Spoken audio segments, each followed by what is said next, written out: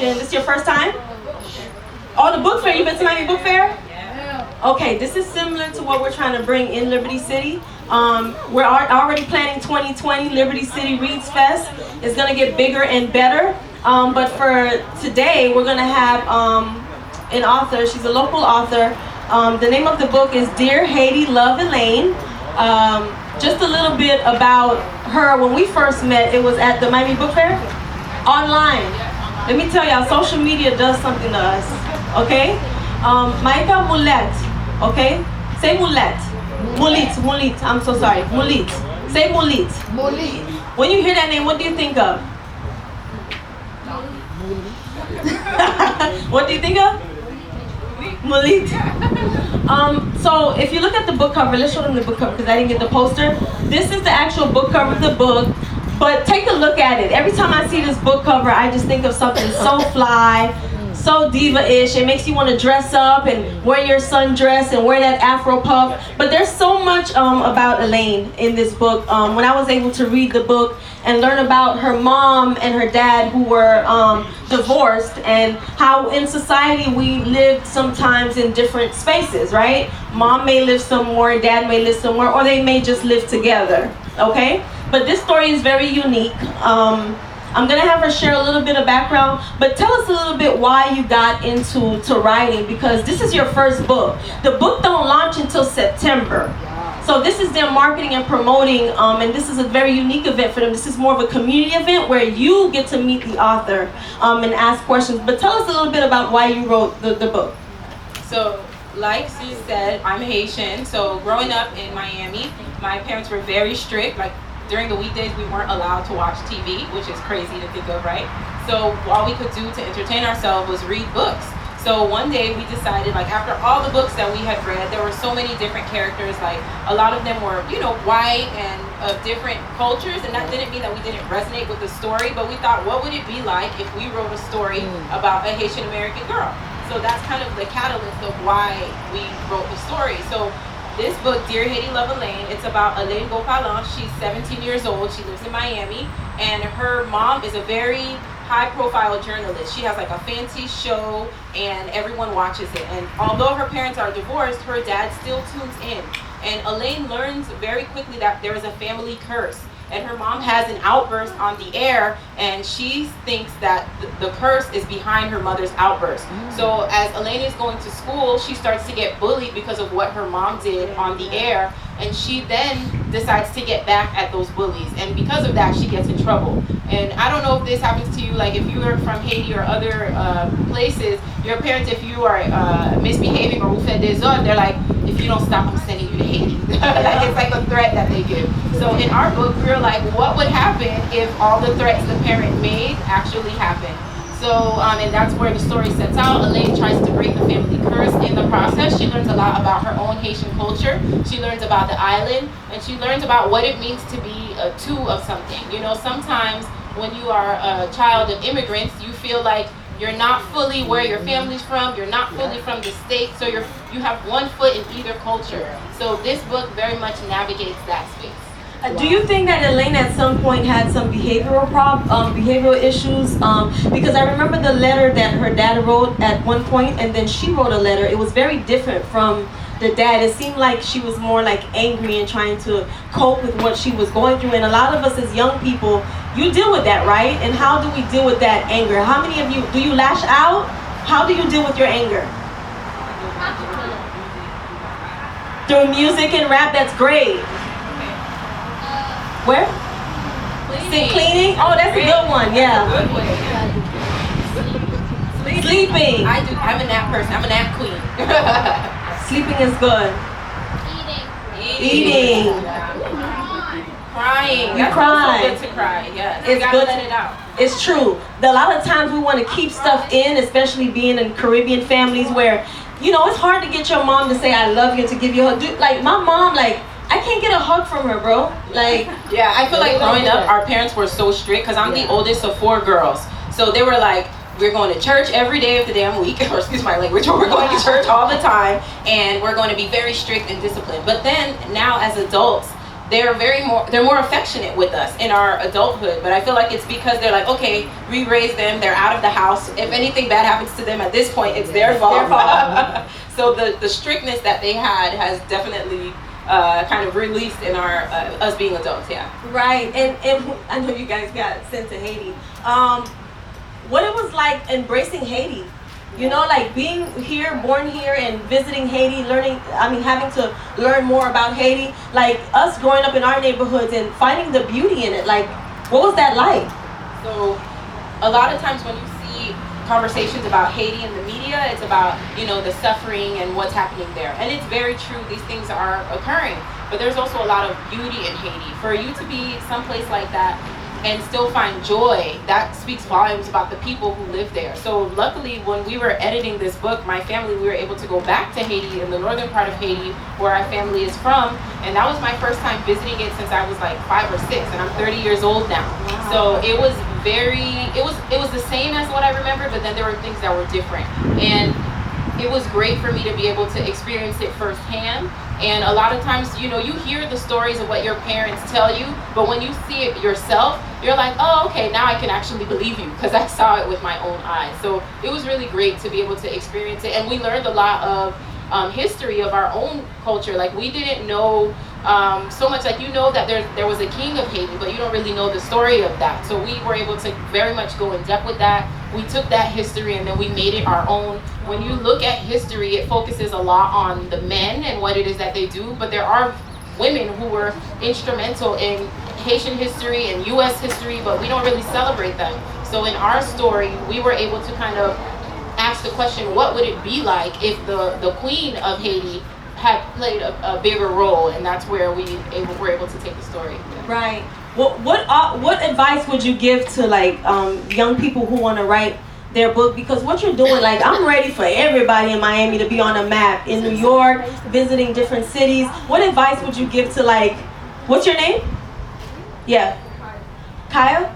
Kyle, what advice would you give to Kyle if he wanted to write a book about his journey to wherever he has to go? So Kyle and anyone else who wants to write, I would say that you just have to write the story. The hardest part is getting started. Literally, when you think about the idea, it feels very daunting. But once you put pen to paper or you start typing on the keyboard, the story will flow out of you. And there are times where you'll get stuck or you won't feel inspired, but if you're taking the time to do it every day, then you should. And something that's really important is we need to tell our own stories. A lot of times when people would talk about Haiti, it was someone who maybe wasn't Haitian writing the story, and they would focus only on the negative things. When you take ownership of your story, you can tell it the way that no one else can. And sometimes you might feel like, oh, I'm the only person who this will resonate with, but it's not true. So in this process, our publisher has taken us, we've been to Toronto, we've been to Austin, we're in New York, DC, all of these different places, and we have people coming up to us and they're like, this story resonated with me because, my family, if they were from the DR and their parents sent them back to the DR, or they grew up in the States, but sometimes they didn't feel like, they were if they're a mom, they were like, oh, sometimes I don't feel like I'm a good enough mom because I also have to work, or you know what I mean? So a lot of times you feel like I'm the only one who this story will resonate with, but that's not true. Just write it and you'll see that there's an audience there. Right. I'm just so grateful for having you here. This is not the norm, because I was told why are you bringing a festival here, and there's enough festivals in Miami, but this is so historical, this space here, just to have the lady that lived across the street literally walk over here. She was so thankful, and she told me in Spanish that she's able to walk to something and get free items and to meet people like us. So that's so important. We want to know when the next book is coming out. I know this book is released in September, so when you guys see this book cover, you're going to know already where it came from. But when is the next book coming out? I know you guys are working on something. Yeah, so we do have another book coming out through our publisher. It's going to be fall 2020, so next fall. And of course that changes with publishing, so it might be a little bit later. But yeah, so just so you guys know, so my day job, I work for the Greater Miami Convention and Visitors Bureau. And what that means is we help tourists come visit Miami. And one of our main campaign that we're focusing on is our Found in Miami campaign. And we want people to know that, yes, you can come here and you can go to Miami Beach and you can have an amazing time, but we have so much heritage and culture and experience and arts and food happening just across the bridge. So visit Little Haiti, Little Havana, historic Overtown, West Coconut Grove, and we're trying to help share about all of the different places of Miami, because sometimes the story of Miami is very one-dimensional. Yeah. You know, everybody thinks, oh, I'm going to the beach, I'm partying, I'm gonna drink a lot, and I'm gonna hear tiki-tiki music. Yeah. You will hear the tiki-tiki music, but you'll also hear reggae, you'll hear compa, you'll hear salsa, merengue, all of the different types. So we want to make sure that we are telling the full story of Miami. So, and this story really helped, you know, me in that, because she's from Miami in the book, and it's just trying to bring a different light to the rest of the city. So, yeah. And that's important because so much has happened here in Liberty City, and I think history is so important. History Miami is actually here, and they were a sponsor of this event. Just right here where you see, there were so many riots and so many McDuffie riots that happened here, and so many division, and just to come together. And now we're at a time where we can actually come out in a public space and embrace it. Y'all, when y'all grow up, and y'all go start right now, if you want to give water to people in your community, talk to your teachers, talk to, you know, people around you that are older, and have them go out with you. If you want to feed some kids, do that. Don't wait for someone else to do it. Yeah. You want to write your book, write your book. Don't wait on nobody else. You want to do poetry, you want to do photography, everything is right now is at the tip of your hands. At the tip of your hands. And I say this because I'm also a local author. My son is also an author. These resources were brought out here just for you. Visit History Miami. There's so much history that's here. You guys have to understand that you're sitting on the backs of slaves and immigrants that fought for us to be here. That's why Liberty City, that's why we're celebrating authors on their journey. Support, buy the book. When we buy the book, that shows that there's some love coming from Miami, that they need to come down here and give us some representation, and not just in New York. Yeah, and if you can't afford to buy the book, your local library, go to the library, because that also helps. Growing up, my family, we were the oldest of 4 girls. We did not have money. We still don't have money. So when we would have to read all those books, we were going to the library, and that very much is important, and it has a special place in my heart, because that's where I discovered my love of reading. So it's true. Go ahead. Oh yeah, she wants to read. Okay, yes, go ahead. So I'm gonna read a little excerpt. It's about a page or two, but again, the book is Dear Haiti, Love, Alaine. And this scene, Alaine just received a laptop from her parents, and she's kind of suspicious about it, because her parents don't just give her a gift for a reason. So she's like, I wonder what this is about, but she doesn't say anything. And she gets into her regular Sunday ritual with her dad, and she's watching her mom on the afternoon news. And because Alaine is extra like me, she and just so you know, I wrote this book with one of my sisters. Yes. So we're the 2 oldest of 4 girls, and we wrote it together. So if you have any siblings, you could try to peer pressure them into writing together. Right. So Alaine titles her diary entry. So the life and times of Alaine Beaupalin. Say what you want about my mother. Everybody else has, but you had to give her props. She was always the first to say that being on TV was just the means to a greater end, and that journalism was about upholding democracy and giving a voice to the voiceless, and blah, blah, blah. But the camera loved her. The way she held court at her round table was masterful, straight up Arthurian. She was the conductor who wasn't afraid to stop the train to put someone in their place, and called it choosing substance over spectacle. I expected her to tell the 2 opposing flags who were getting into it to cut the crap in 3, 2, what was the holdup? Oh no, Dad muttered. I looked up from my laptop in time to see the countenance of the confident, no-nonsense ice queen I was used to flicker into a blank stare. I turned to my dad to confirm I wasn't seeing things, but his gaze was still transfixed on her. The name-calling will have to stop now, Mom said, touching her hand lightly to her forehead before dropping it quickly. I had never seen her so flustered. I gripped the arm of my seat, as if I could squeeze the words out of her. Delano? Delano said. Of course. Forgive me. Let's take a time out. We'll be right back with more Sunday Politicals. The rest of the show went smoothly enough, but more than a few people online mentioned the odd moment. I, obviously, responded to some from the secret Twitter account I reserved for ratchetness, and told them where they could keep their opinions. I regret nothing. But off the record, What I didn't say online was how scary it was to watch her freeze like that. Mom never freezes. Thank you. Now, you guys, your mom, did she get upset? Well, after that part, where does it go into? So she basically is dealing with all of the kids in her school teasing her because of what happened on the air. Yeah. Come over, guys. Come over, guys. Yeah. Come on over. And that was like the first time that Alaine starts to realize that something might be wrong with her mom. Yeah. And then later on, something really big happens. I won't spoil it, but that is the catalyst of everything. Alaine gets teased at school. They make a prank, and they are essentially replaying what her mom did on the air for everyone to see in the school. So Alaine was like, okay, enough is enough, and she decides to take matters into her own hands, and she wants to set to do some revenge, basically modeling it after the Haitian Revolution. So that's all. You know, sometimes I think our parents, sometimes we fault them for not, communicating with us and loving us and what they're going through. But I think sometimes our parents hold things in as well from their childhood. And sometimes it can rub off on our children. And that's something that we have to be observant of as young people when we're raising our children. To just be more loving and more open. Like with nowadays, a lot of kids are dealing with mental illness. And it's just, the rate of mental illness has gone like, it's almost a disease. Like it's like the next big thing, and kids and young people and adults are suffering in silence, and we're not talking enough in our communities. We need to go in little backyards like that, like this, grab some chairs, grab a tent, give some water, and talk in our communities.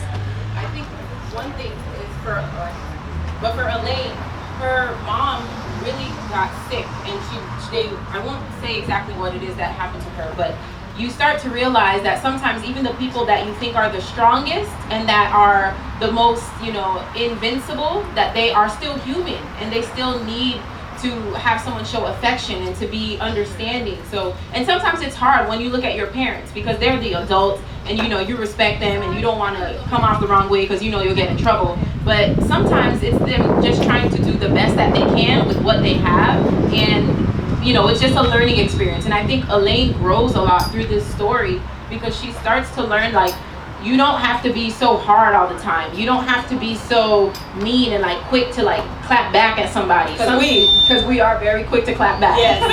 But sometimes you just have to sit and reflect and think, how did that make me feel? Where do I go from here? Okay. All right. We can share. Okay. So I know a lot of you just came in. Yeah, I'm trying to, EJ, grab this. I know a lot of you just came over.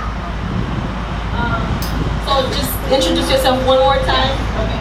So again, for the people who just got here, my name is Maika Moulite. I'm a local author. My book, Dear Haiti, Love Alaine, is going to be published on September 3rd by Inkyard Press and imprint of HarperCollins. So it'll be out soon. We're gonna have marketing campaigns, so you should be seeing us in local news publications soon. So that'll be very exciting. She's sugarcoating it. This book is gonna be a New York Times bestseller. We already claimed it.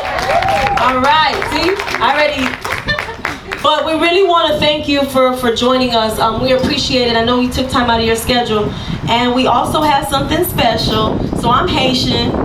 I'm Haitian. We Haitian. Sock box it. Come on, Jamaicans, y'all gotta support us. Y'all don't know these. There you go. We actually we have a surprise. Okay, you hold on to that.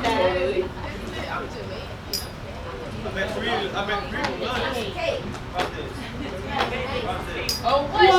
Oh my gosh! It's a cake with. Can I tell them? I don't.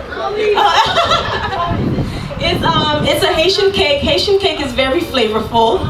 If you guys didn't know, but this cake is from our team. We just want to really celebrate you guys as you go on your journey. I know September is not here yet, but this is how we celebrate each other. It doesn't have to be a lot. It could just be a little bit. But that's the cake that was designed by a local baker. His name is JJ Bakery, and he, it is, that's why I kept asking for it. So if you guys can come and look at it, I don't have a candle. Oh, you gotta take the picture? I don't have candles, but Oh my God, thank you guys. Yeah, so let's congratulate her. Everybody say congratulations. Congratulations. Wait, can I get a video of y'all saying that? All right, shoot. 1, 2, 3. Congratulations. My cake with the cover on it. I'm Yes. speechless. Now I gotta find some. I told y'all to stay around. I gotta find plates, plates and spoons. But this is a Haitian cake. It's made with a very soft moisture. It's not Publix cake, y'all. All right, it's your favorite. So I'm gonna try to cut up some slices so everybody can grab some. Feel free to grab some free books if they're still there. If we can grab some free books. Yes, yes.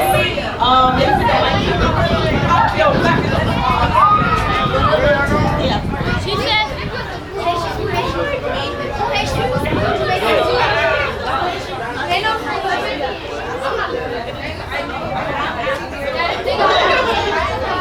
Thank you guys so much for joining us.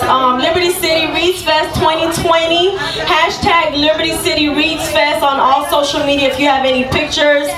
Thank you to our sponsors, Miami Book Fair, History Miami, Miami-Dade College, who put up all these tents, our food trucks, Public County Library, Easter Seals, Head Start. We had everybody out here. Our team, Jasenia, Miguel, give it up. They are so amazing. Michelle, who's been leading our teen workshops, Storma, who've also assisted with our workshops as well and passing out items to our kids. Student government from Miami-Dade College was able to do slime with the kids and toys and activities, and our head wrapping demonstration by Adoch. She is amazing, teaching young girls how to celebrate their head wraps and their hair. Our authors, Path, give it up for Path. If you guys want to learn about mixing and hip hop and becoming a DJ or an artist, she's the one to talk to. So we're gonna play some. Ooh, yes. Hey, hey, hey. Oh, thank you to African Heritage Cultural Arts Center for the space. I love you guys. I know I owe you guys everything.